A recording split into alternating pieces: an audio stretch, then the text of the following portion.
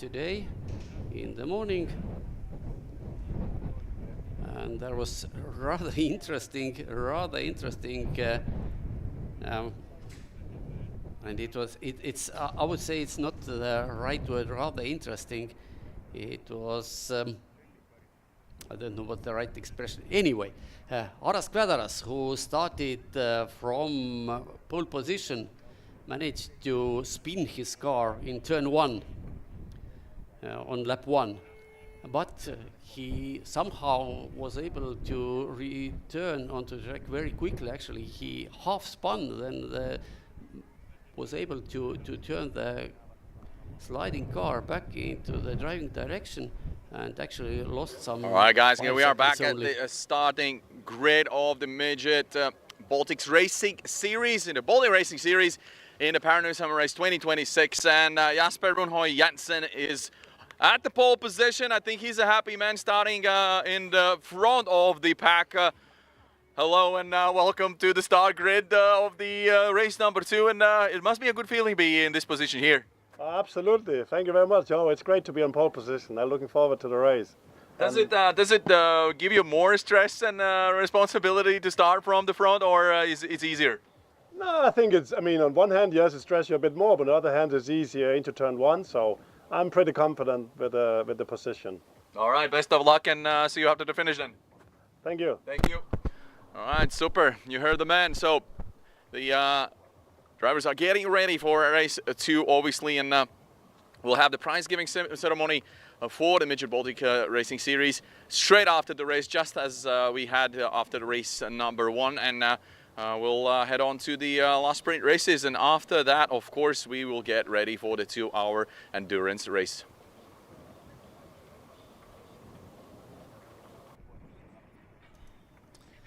Yes, and the race 1 was really eventful, especially so for Aras Kvedaras. As I said, he started from pole position, spun his car in turn 1, but was back in lead at the end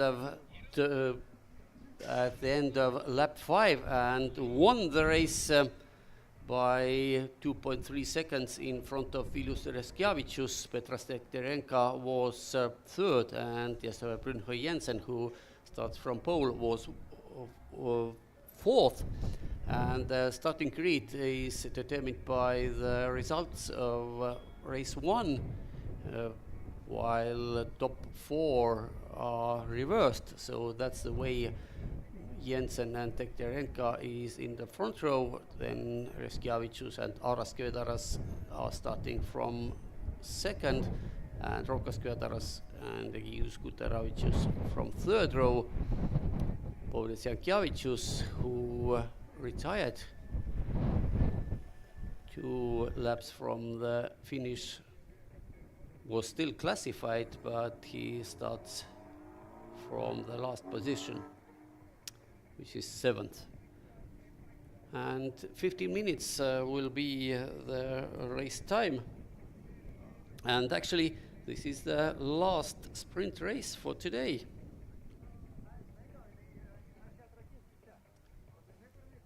Then we will have only 2-hour endurance race, where we should have some 40 cars, maybe not full 40, but I would say from 38 to 40 in that area. Now mechanics are going back to the pit lane. Mitjets will have a warm-up lap, formation lap, and then a rolling start. And looking at the lap times, this grid was not determined by lap times, but Aras Kvedaras, the winner of race 1, had also the best lap time, 1:24.1. Reskiavicius, who finished second, was also second in lap times. And Tekterenka, being third at the finish, is also third in the lap times. The exception in this row is Paulius Jankjavicius, who at least from before today was the series leader as well, and I think he remained in the lead even after retiring from race 1, but he was speed-wise was at least 4th. His best lap time was faster than Jensen's. But it was race 1, now it's race 2, completely different situation.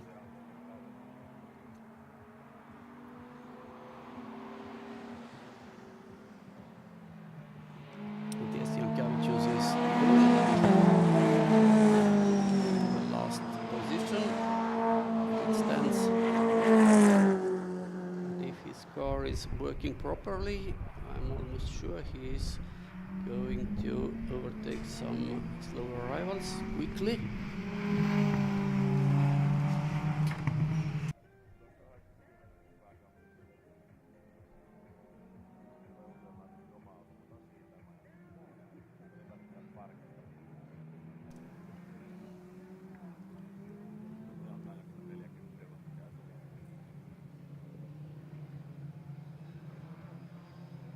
Liveries of the cars are quite similar, a lot of black color, so it's difficult to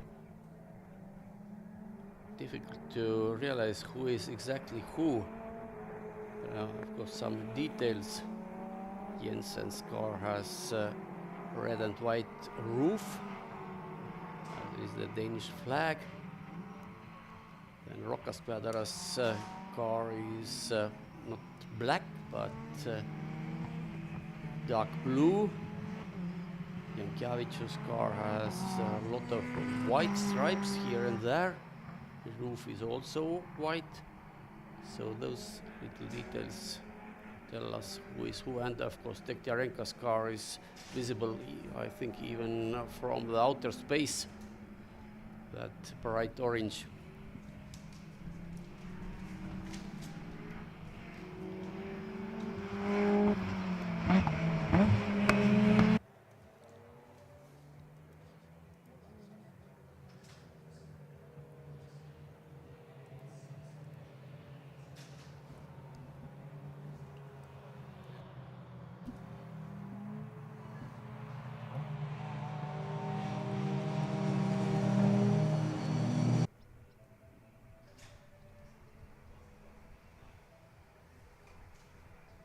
Now the formation is forming, or I would say it's in embryonic stadium currently, but at least first two are side by side. Jesper Brynhøj Jensen and Petras Tekterenka. They were 4th and 3rd respectively in race 1, having been beaten by Vidos Reškevičius and Aras Kvedaras. All 7 cars are together.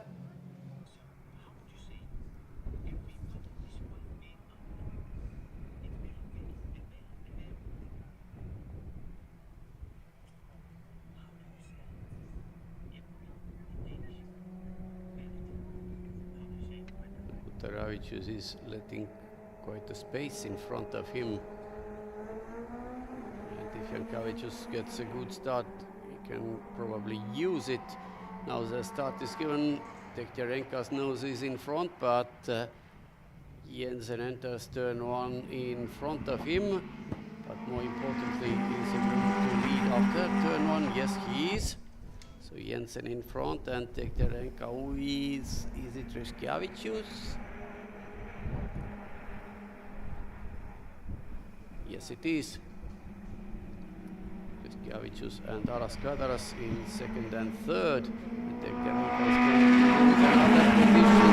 There's Jankevičius, who started from the back, but it's not happening now because he caught the turn 8 and 9 in the way we saw one unhappy Fiat doing. Yeah. So he had to back up, but now he is going, and can he stay on the track? Yes, he could. So Jankevičius is in in fourth. Yes, in fourth already. But Jensen is under a lot of pressure right now. But Jensen at least manages to lead lap 1. Or is he? Yes, he is. Crossing the line in P1. But I suspect it's not going to last very long.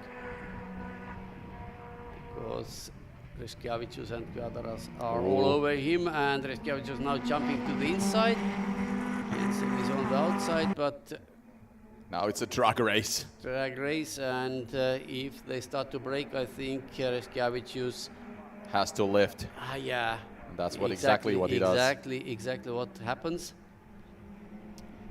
But Jensen lets door wide open. What a move! And of course, Reskiavicius didn't need twice. Ačiū, braliukas. Thank you very much. I'll take it. I'll take it. Sure he did, yeah. Didn't need 2 invitations, but now Jensen goes to the outside. Yes. Can he stay here? Whoa, somehow he could. There. Somehow he could, and he could keep the speed. That's most important. I thought maybe he will drift wide, and Jankiewicz is in third already. Yep. Is it? No, he's in fourth, sorry.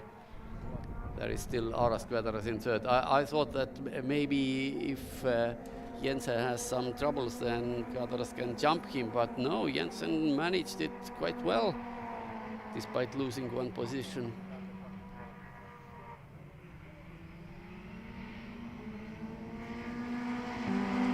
The 6 cars in one train, just Kutaravicius a little bit behind.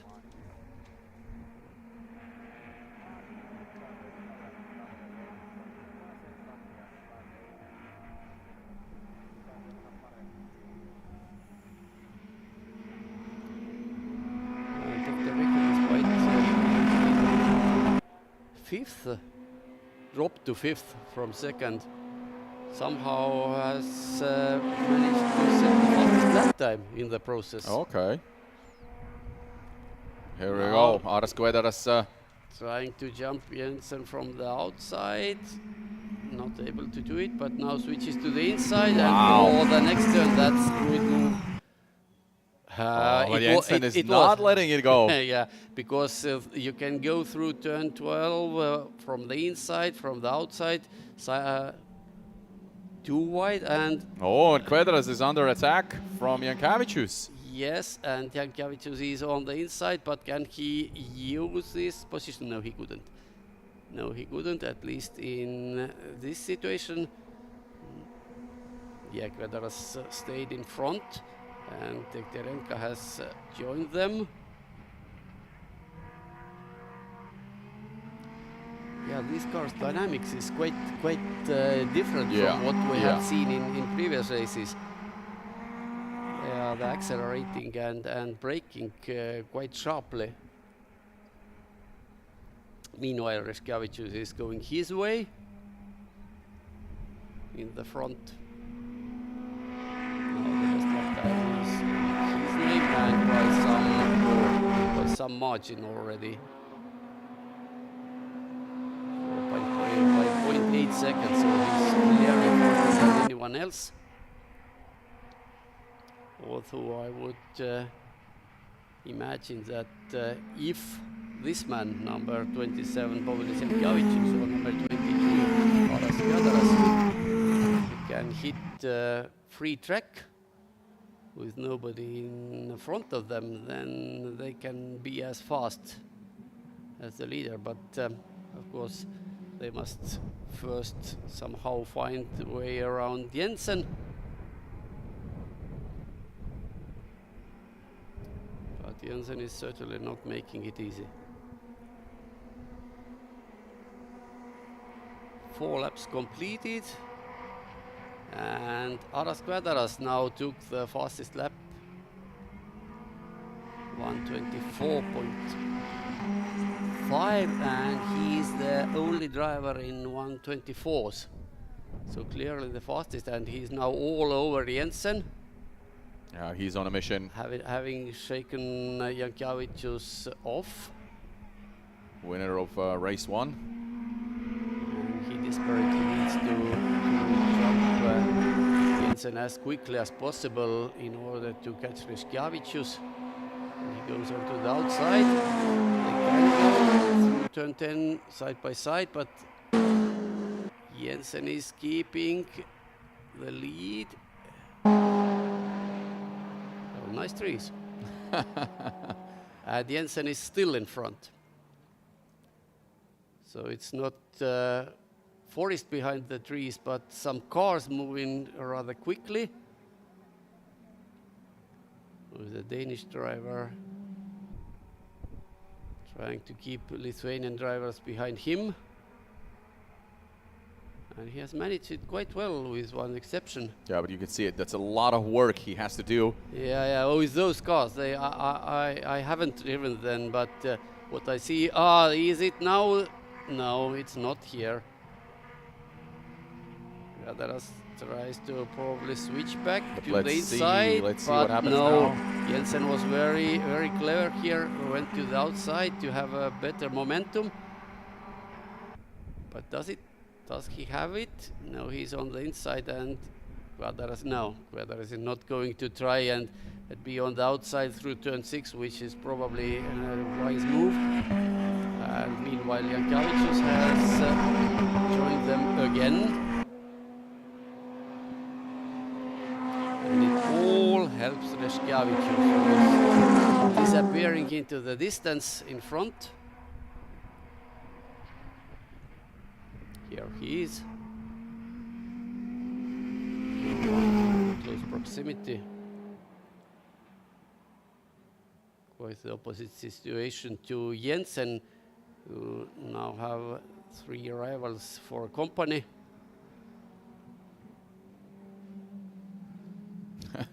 It looks like Aras is trying everything he can, but almost in all the sections in the racetrack. Yeah, but what I notice is that generally Jensen brakes much later than Radaras, and if even Radaras, look at here now. Yeah. Oba! And somehow manages to stop the car where he wants. Now Radaras will try to sneak up on the inside. He wants to go side by side, but the same situation. Not quite there yet. Yeah, the same situation we saw 1 lap ago, but this time Jensen, does he have a lead? This is gonna be close. Radaras. And Radaras is trying to keep the pedal to the floor. Will he make it?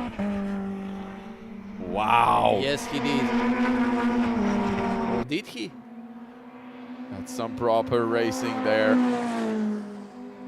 And of course, Jankiewicz is also trying to use this momentum, use this situation on his own now Radaras is gone. Yeah. So Jensen had very good defensive driving, but it was not enough. Radaras was a little bit too wide there. Yeah, Radaras simply outsmarted him. And was brave enough to stay on the outside of turn 6 and then dive into turn 9. And of course we have to cheer Jensen as well, because he raced very correctly. Left some space there, of course. Left some racing room to avoid the contact. Now Tekarenko closing into Jankiewicz to just, I don't know, 20 centimeters, maybe 50, but very, very uncomfortably close. Now, Radaras finally in second, but I would think it's too late, just 4.5 minutes remaining, and the gap is 4.2 seconds. That's a lot. So if it stays, if Radaras stays behind Jankiewicz, it means that Jankiewicz will be the winner of this meeting.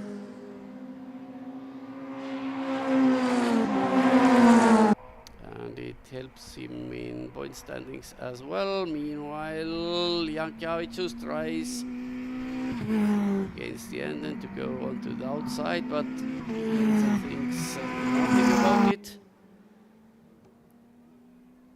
And it means what the outcome you see. You try to overtake, but end up overtaken. Yeah, you end up losing a position, not gaining one. Yeah. So that's what happened to Povilas Jankiewicz just a few seconds ago. With those cars, it's very easy to happen. We have seen it several times. But now Kvedaras has been half a second faster than Reskiavicius, but it's not enough. With 3 minutes remaining in the race. It's three laps. So they will be much closer probably. But Kvedaras probably will have no chance to attack the leader. Having spent too much time in this bunch of cars, unable to jump this man. Yes, Jensen, 45.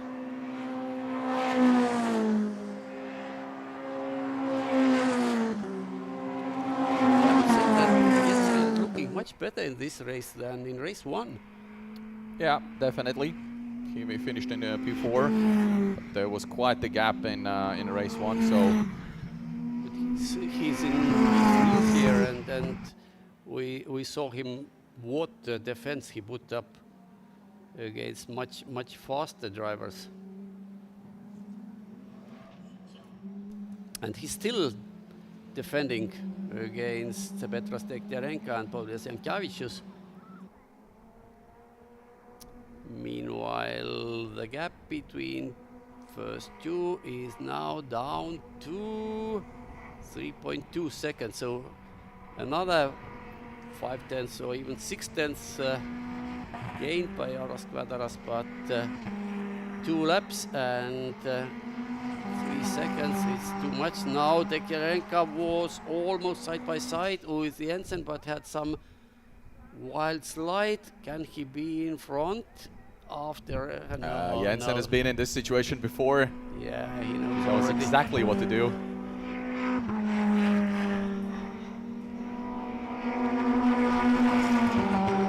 Exit as well. This gives no chance for Dekterenko. Let's see in turn 11 what happens here. Dekterenko goes to the outside. But you can't brake later than Jensen. It's simply physically not possible. How he does it, I don't know, but he has done it several times. Yeah. Actually, he's doing it all the time. So final lap is about to begin, and Kvedaras is fastest man on the track in Aras Kvedaras, that is the fastest man on the track, but it doesn't help him too much. It only means that the gap goes down to 2 seconds, but just 1 lap to go.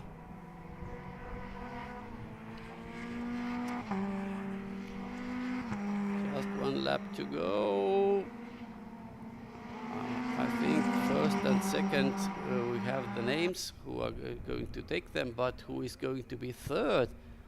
It's very much open because Jesper Jensen is still in third, but Petras Dekterenko and Povilas Jankiewicz is just few meters behind him.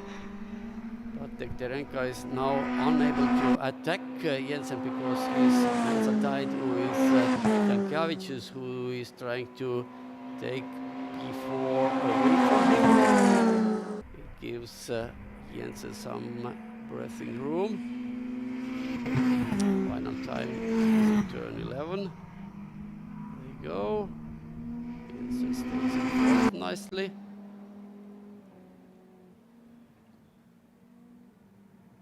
And if Jensen finishes third in this race, he will be third overall. And yes, the time has over, and Vilius Reskiavicius is the winner. Aras Kvedaras second, just 1.5 seconds behind him, and Jesper Brynho Jensen takes third in race 2 and should be, if my calculations are correct, should be third in Pärnu Summer Race 2026 as well. Fastest lap went to Aras Kvedaras, 1:24.2.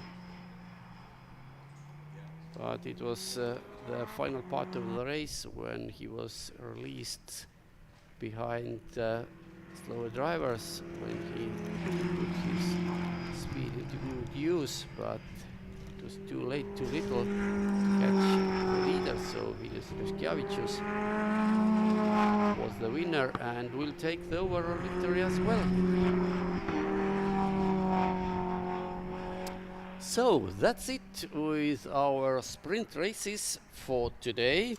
We now have the main course in our menu, which is a 2-hour endurance race, and the start of that race will be at 17:20. It is in about 45 minutes time. There will be grid time starting in 16:45, which is in 10 minutes. So stay with us, and the racing action will be resumed at 17:20.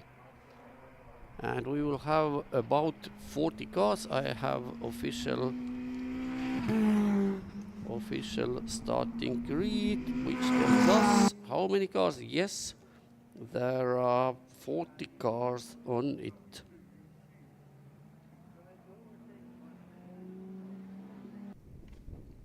Very different cars with very different speeds, but we will see later and talk later about what will happen.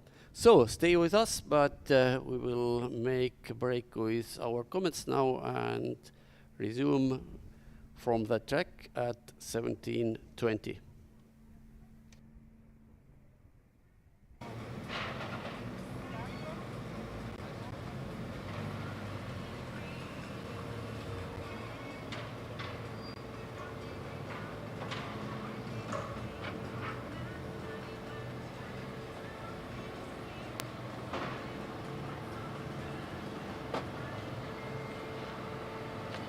All right, guys, here we are at the Parc Fermé after race 2. And obviously, Vilius Leškevičius will be one happy man. He finished second in race 1 and took the win in race number 2. Congratulations to you, Vilius. Absolutely amazing racing by you. You obviously take off the helmet, we'll have a chat with you. So all top 3 positions overall. What a nice race too. Obviously, talk us through the race. The start was a little bit hectic, but from there you just took it and you were in a race on your own. Yeah, it was fun. At the start we had a bit of a skirmish, so a bit of contact left in there. And at the end I kind of had a big gap, but I saw that Aras was catching up very quickly, so there was definitely quite a bit of pressure, but time was on my side today. I mean, you benefited from all the battles behind your back there with Aras and rest of the field, but overall, how's the weekend here in Pärnu, the summer race? Absolutely amazing? Yeah, I loved it. I loved the weather. I loved the track. Overall, just the weekend was very fun in general. All right, congratulations. We'll see you in the podium, actually quite a bit short time, so I'll see you there. Thank you. Super, cheers. All right, that's it from Parc Fermé interviews. Now we're gonna head off to the prize giving ceremony, and straight after that we'll see you guys on the start grid for the 2-hour endurance race.